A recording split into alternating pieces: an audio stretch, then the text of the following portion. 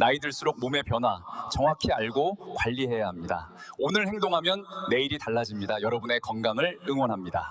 아침마다 검은 콩 한 숟가락씩 챙겨 드시죠? 몸에 좋다 해서 바나나 하나 까서 같이 드시고요. 그런데요, 이렇게 드시는 장면 지금 딱 떠오르셨다면 조금만 멈춰 보셔야 합니다. 좋은 검은 콩이 이 조합 만나면 신장이 제일 먼저 힘들어집니다. 여러분은 이런 경험 혹시 있으신가요? 아침에 일어나면 손이 조금 굳어있는 느낌. 식사 후에는 속이 답답해서 배를 살짝 눌러보게 되는 느낌. 오후만 되면 다리가 묵직해지는 느낌. 이게 다 나이 들어서 그런가 보다 하고 넘기셨나요? 이 증상들 의외로 많은 분들이 음식 조합 때문에 겪는다는 사실 알고 계셨습니까? 몸에 좋은 음식도 잘못 섞이면 신장이 지쳐버립니다. 특히 요즘 많이 드시는 검은 콩. 좋아서 드시는데 어떤 음식과 만나면 부담이 확 올라갑니다. 이걸 모르고 계속 드시면 왜 이렇게 몸이 무겁지? 왜 자꾸 붓지? 이런 변화가 계속 생길 수 있습니다. 제가 만났던 박경자 어르신도 똑같았습니다. 요즘 부종이 심해졌어요. 예전보다 소변이 시원하지가 않네요. 이렇게 말씀하셨는데 알고 보니 식단에서 딱 두 가지 조합이 문제였습니다. 검은 콩은 잘못이 없었어요. 같이 먹은 음식이 문제였던 겁니다. 그래서 오늘은 아주 간단하게 검은 콩이 어떤 음식과 만나면 신장이 힘들어지는지, 그리고 반대로 어떻게 먹으면 몸이 편안해지는지 귀에 쏙 들어오게 알려드리겠습니다. 잠깐 질문 하나 드릴게요. 여러분은 검은 콩을 언제 주로 드시나요? 아침입니까? 점심입니까? 혹은 아무 때나 생각날 때 드시나요? 이 질문이 중요한 이유가 있습니다. 나이가 들면 신장이 예전처럼 빠르게 일을 처리하지 못합니다. 똑같은 양을 먹어도 부담이 더 크게 느껴지는 이유죠. 그래서 무엇과 먹는지 이상으로 언제와 어떻게가 정말 중요합니다. 이제 본론으로 들어가겠습니다. 먼저 검은 콩과 함께 먹으면 안 되는 조합을 알려드릴 건데, 이걸 들으시면 아, 그래서 그랬구나 하는 생각이 바로 드실 거예요. 첫 번째는 검은 콩과 바나나 조합입니다.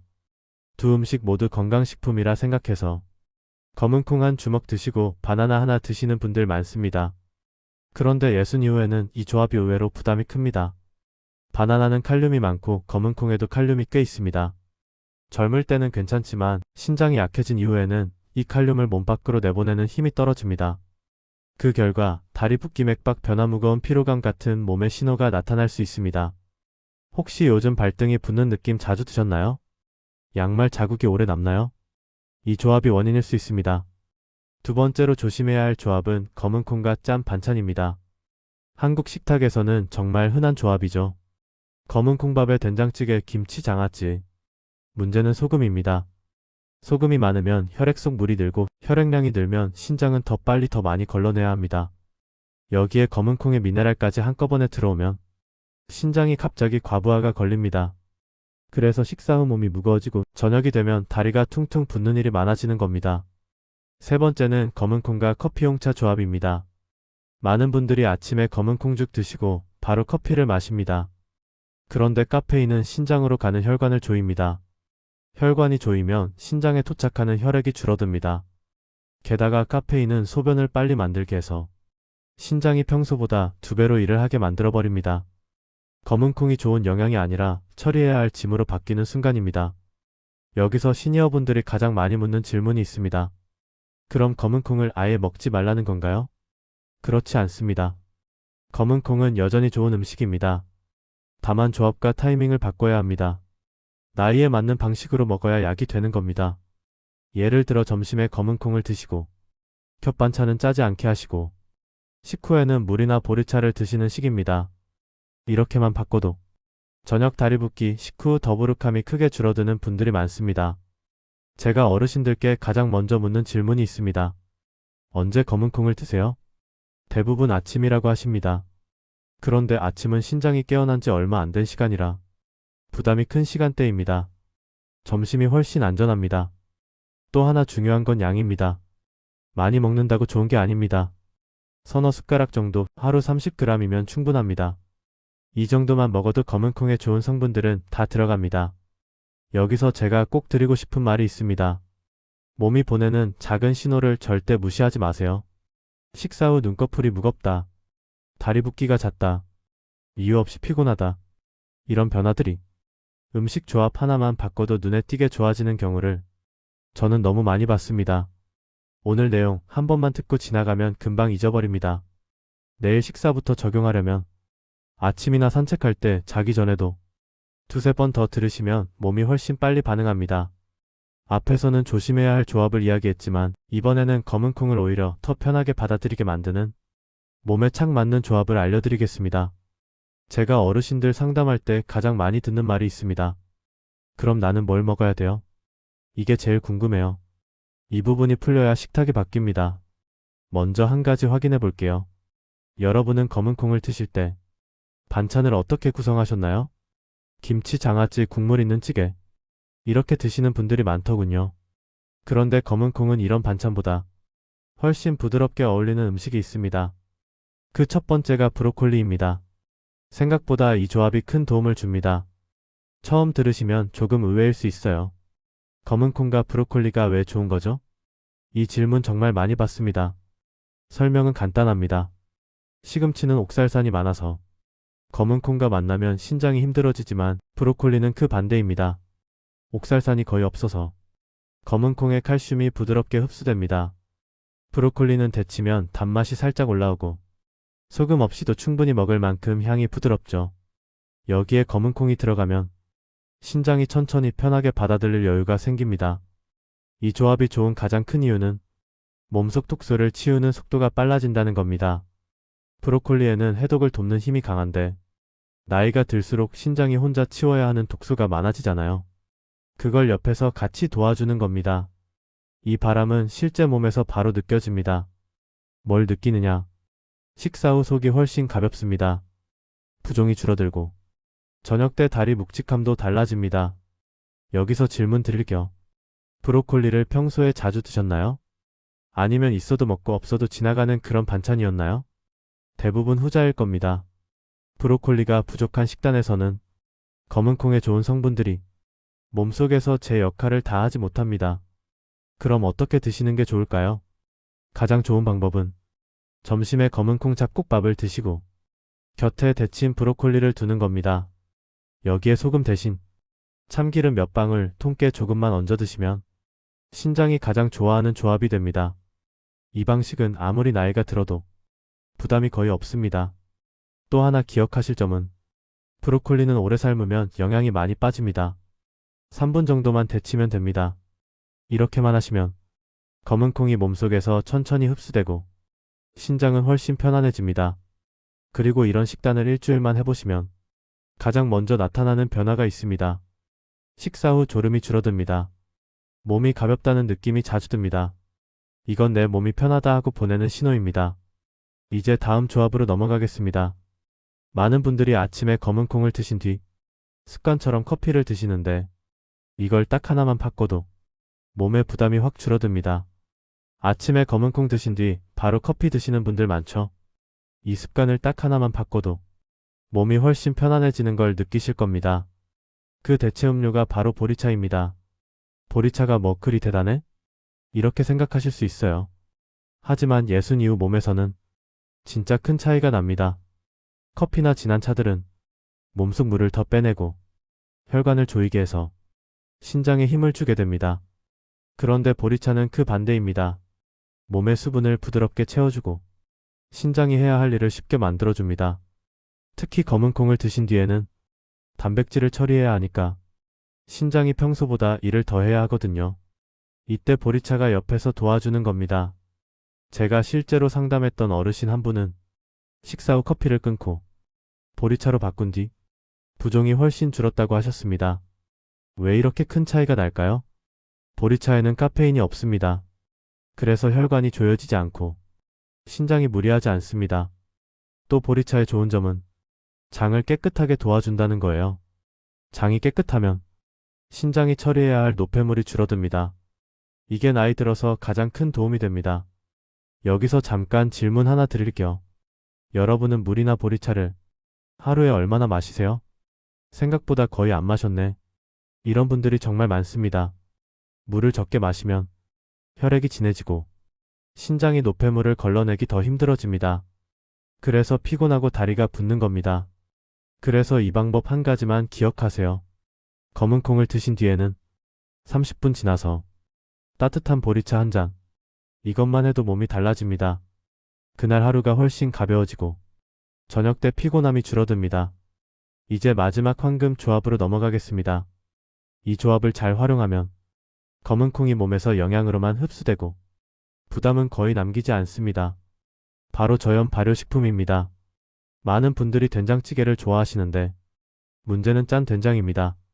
소금만 줄이면 발효식품은 오히려 신장을 돕는 훌륭한 친구가 됩니다. 여기까지 들으시면 아마 이런 생각 한 번쯤 드셨을 겁니다. 그럼 된장은 어떻게 해야 해? 찌개는 계속 먹어도 되나? 이 질문 정말 많이 받습니다. 결론부터 말하면 짠 것만 줄이면 된장이나 청국장은 검은 콩과 아주 잘 맞는 조합입니다. 왜냐하면 발효식품은 장을 깨끗하게 정돈해주는 힘이 있기 때문입니다. 장 속이 정돈되면 독소가 덜 생기고 신장이 처리해야 할 양이 확 줄어듭니다. 실제로 많은 어르신들이 저염 된장으로 바꾸고 나서 속이 편안해졌다, 새벽에 덜 붓는다 이런 말을 많이 하세요.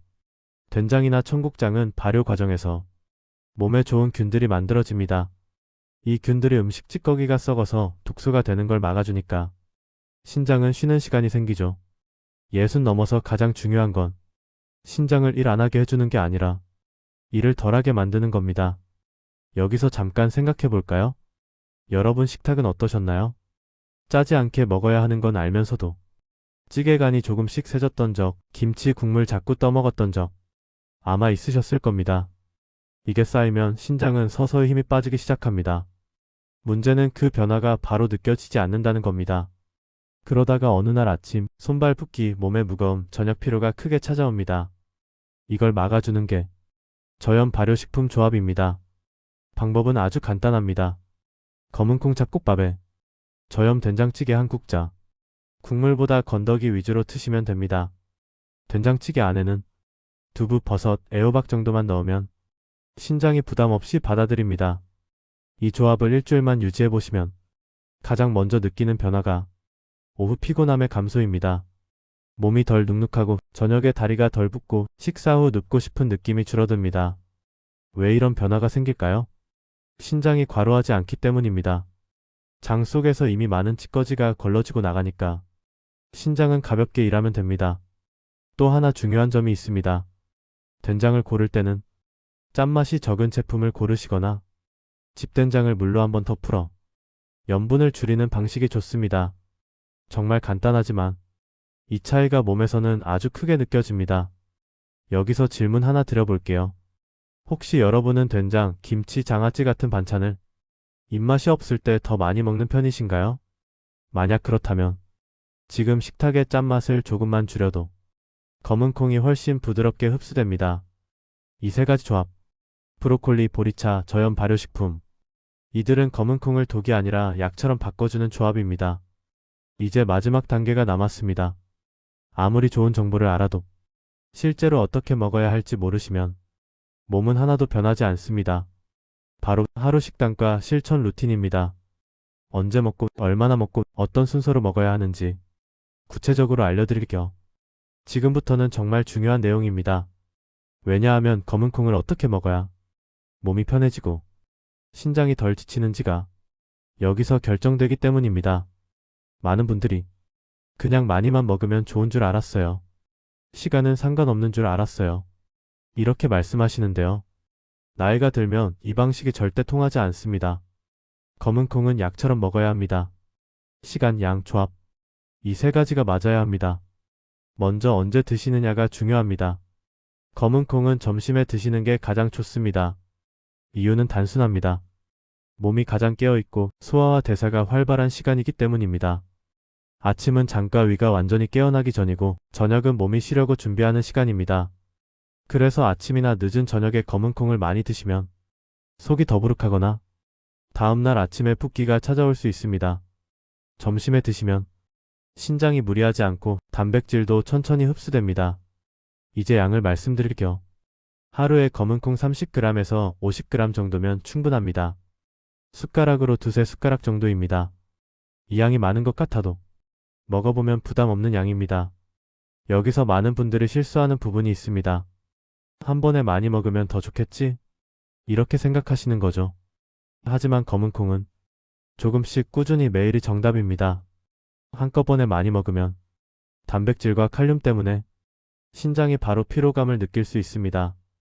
이제 실제 식단을 정리해드릴 겸 오늘 바로 따라할 수 있게 구체적으로 설명드리겠습니다. 점심에는 검은콩 잡곡밥 한 그릇, 브로콜리 데친 것 한두 줌, 저염 된장으로 끓인 된장국 건더기 위주.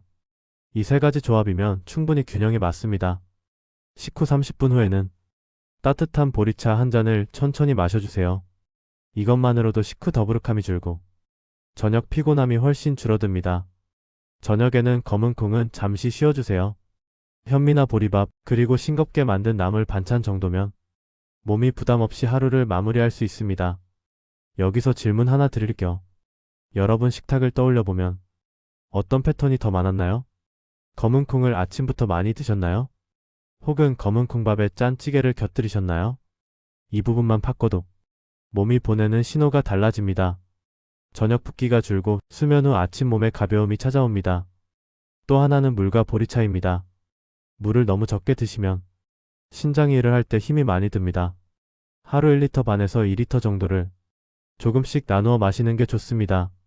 이렇게 실천 루틴을 잡아두시면 검은콩이 독이 아니라 진짜 몸을 살리는 보약으로 바뀝니다. 오늘 배운 내용을 요약하면 간단합니다.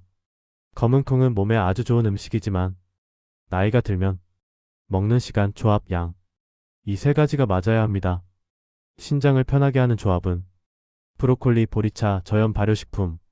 신장을 힘들게 하는 조합은 짠 음식, 진한 커피, 옥살산 많은 채소입니다. 마지막으로 한 가지만 기억하세요. 검은콩 자체가 문제가 아니라 어떻게 먹느냐가 관건입니다. 오늘 내용은 여러분의 식탁 습관을 완전히 바꿔줄 수 있는 정보이니 가능하시면 내일 점심부터 그대로 한번 따라 해보세요. 몸이 가장 솔직하게 알려줄 겁니다. 아, 내가 편해지고 있구나. 건강할 때 지키세요. 여러분의 건강을 응원합니다.